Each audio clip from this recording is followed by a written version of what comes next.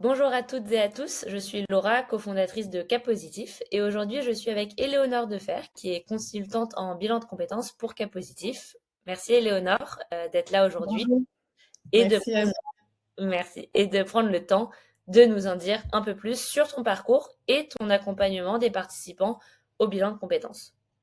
Alors, première question pour toi aujourd'hui. Est-ce que tu peux déjà revenir un peu sur ton parcours en général et sur ce qui t'a amené à être consultante en bilan de compétences? Oui, avec plaisir. Merci Laura. Ravie d'être avec toi aujourd'hui et d'en partager aussi un peu plus sur mon parcours et qui je suis à tout le monde. Alors voilà, l'idée c'est que dans mon parcours professionnel, j'ai une première phase plutôt dans la communication. J'ai un master de communication et de sciences de l'information qui m'a amené à travailler dans des postes de responsable communication et j'étais passionnée en fait de projets culturels.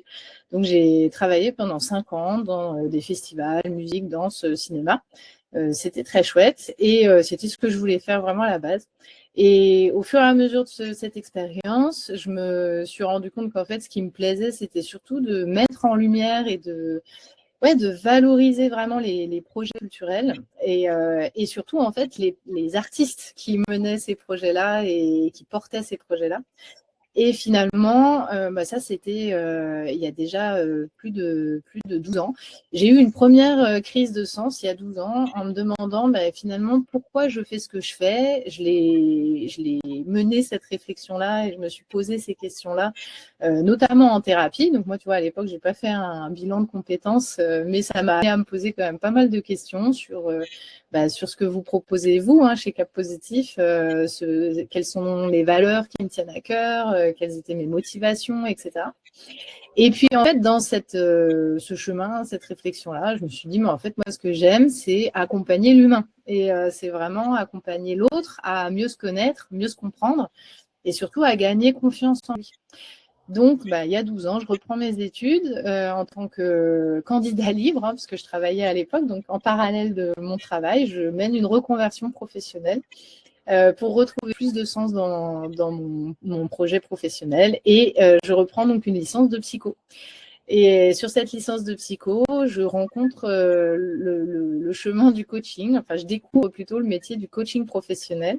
Et je fais une belle rencontre aussi lors d'une enquête métier, mais je ne savais pas à l'époque que ça s'appelait comme ça. C'était pas mon intention. Je venais simplement écouter cette coach professionnelle me parler de son métier. Et puis en fait, ça a été une belle rencontre qui m'a donné vraiment envie de me lancer dans le coaching. Je me suis dit, c'est exactement ce que je veux faire, accompagner les changements en organisation, en entreprise, mais surtout des individus pour retrouver confiance en eux et se sentir à leur juste place, en fait, tout simplement. Et c'était ça le métier du coaching. Donc, tu vois, il y a 12 ans, suite à cette rencontre-là, je me fais recruter dans ce cabinet de conseil, puisque c'était une associée d'un cabinet de conseil à Paris et je commence un nouveau métier en tant que consultante formatrice et coach professionnel et je me fais certifier coach donc pendant ce chemin-là et je me forme à toutes ces techniques et à tous ces outils d'accompagnement des collectifs, des humains en entreprise, donc partout où il y a des humains, donc dans tout secteur d'activité.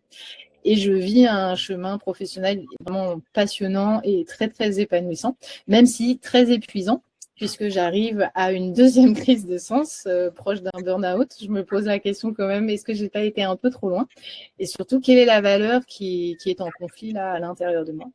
Et cette deuxième crise de sens, elle est aussi liée à la naissance de ma première fille, donc c'était il y a 8 ans et qui me fait poser la question au service de quoi je fais ce que je fais et pourquoi je le fais. Et donc là, je repose un peu plus les cartes sur la table, je remets à plat tout ce que j'avais mené jusqu'à présent. Et je décide de quitter mon statut de salarié en même temps que de changer de région et de retrouver plus de liberté, mais surtout plus d'impact dans le métier que je fais, en choisissant finalement de fonder un cabinet qui s'appelle Aria et qui accompagne les entreprises et les organisations, mais au service de projets à impact positif, que ce soit social ou environnemental. avec toujours la même mission, hein, aider les uns et les autres à gagner en qualité de relation, déjà relation à soi-même, hein, mieux se connaître, mieux se comprendre et gagner confiance en soi, mais aussi mieux comprendre les autres pour travailler dans des équipes qui peuvent porter ces projets-là. Parce que 80% des projets qui échouent, hein, c'est lié au facteur humain. Donc on voit combien c'est précieux de faire coopérer en fait les collectifs. Donc c'est ça que je fais, voilà, depuis maintenant 5 ans en tant qu'entrepreneur et à Tours, puisque je suis maintenant dans la région Tours-Angèle. Voilà Laura, j'ai été un peu synthétique, hein, mais c'est plus de 13 ans de ma vie. Donc, Merci d'avoir pris le temps de revenir sur tout ce parcours très riche. Et donc, qu'est-ce qui t'a amené, pourquoi tu as choisi d'être finalement consultante pour Cap Positif en particulier? Alors déjà parce que c'est une question de rencontre. J'ai eu la chance de rencontrer Vincent dans sur un autre chemin, puis après Camille, puis toi, puis David, et voilà, la rencontre était belle. Je croyais vraiment profondément que votre projet avait ô combien du sens, que c'est très évidemment précieux d'accompagner chacun à trouver sa juste place, à comprendre là où il peut vraiment s'épanouir au service d'un projet pro qui fasse sens pour lui et pour elle. Donc déjà, je croyais profondément en votre projet, j'aimais la rencontre avec vous, et puis j'ai même un peu cheminé, réfléchi avec vous sur les contenus des modules, hein. C'était vraiment au tout début de Cap Positif, je me rappelle. Et puis, donc ça, c'était la première décision qui m'a amenée à foncer avec vous et à être consultante en bilan de compétences pour Cap Positif. Mais surtout, ce qui continue de me donner envie de faire ce que je fais avec vous, c'est que le module et la construction, si tu veux, pédagogique que vous proposez, elle est tellement riche, elle est tellement complémentaire en fait avec ces sessions individuelles, ces sessions sur la plateforme. Pour moi, c'est vraiment un aboutissement, tu vois, très complet d'un bilan de compétences, à la fois en termes de pédagogie, mais aussi d'outils que vous proposez sur la plateforme pour mieux se comprendre, mieux se connaître, sans tomber dans la baguette magique à la fin de ce questionnaire, vous saurez pour quel métier vous êtes fait. Auquel je ne crois évidemment pas du tout. Donc, je trouve vraiment que c'est très intelligemment pensé et j'aime travailler avec vous. C'est une question d'alignement, de vision et de valeur. Voilà. Merci beaucoup, Eleanor, et on est aussi ravis de t'avoir avec nous depuis le début de cette aventure. Merci. Selon toi, quelle est un petit peu ta marque de fabrique ou ta touche personnelle que tu apportes à travers tes accompagnements? Alors, ma marque de fabrique, c'est vrai que moi, je préfère parler de singularité, comme tu dis, ouais, un peu cette touche personnelle. Je dirais qu'il y en a deux. La première, c'est que j'ai une vraie qualité d'écoute et de présence qui permet à l'autre de mieux se comprendre et du coup de retrouver vraiment confiance en lui. Et ça, c'est quelque chose qu'on me dit très souvent. Je l'ai encore entendu hier de la part d'une personne que j'accompagne chez Cap Positif.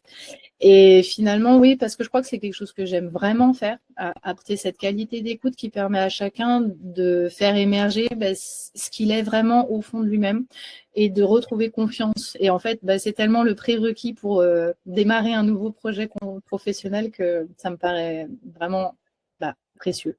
Et puis, la deuxième touche personnelle dont je peux te parler aussi, Laura, c'est l'authenticité.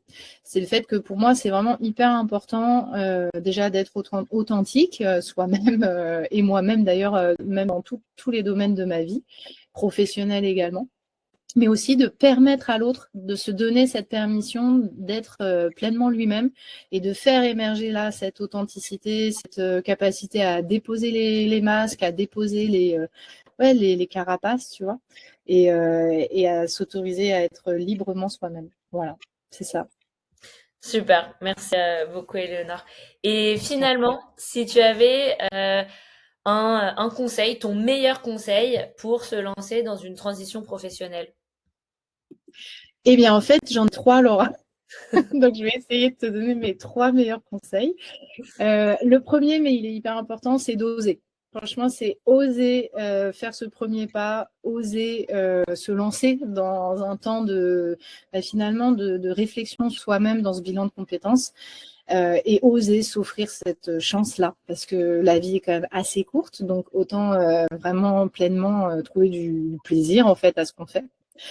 Et le deuxième conseil, eh bien, c'est aussi de s'autoriser à prendre ce temps et de bien percevoir que c'est pas du temps perdu en fait, que c'est vraiment du temps de qualité qu'on s'offre à soi-même dans ce temps de bilan de compétences qui va permettre derrière d'être tellement plus aligné et tellement plus en phase avec soi-même que c'est carrément du temps gagné en fait. Et le troisième et le dernier promis, c'est de lâcher le mythe du job parfait. Tu sais, le job du mouton à 5 pattes. En fait, je dis ça parce que ça permet de gagner tellement de temps dans le bilan, tu vois, quand on lâche ce mythe-là dès le début. Et puis surtout de faire baisser le niveau de pression, tu vois, de ne pas se mettre trop d'enjeux à trouver le job parfait. Bah ouais, ça serait vraiment un conseil qui me paraît important aussi. Super, Voilà. écoute, merci beaucoup pour toutes ces réponses que tu nous as apportées aujourd'hui et je te dis à très vite. Merci Laura, à bientôt. Ciao. Ciao.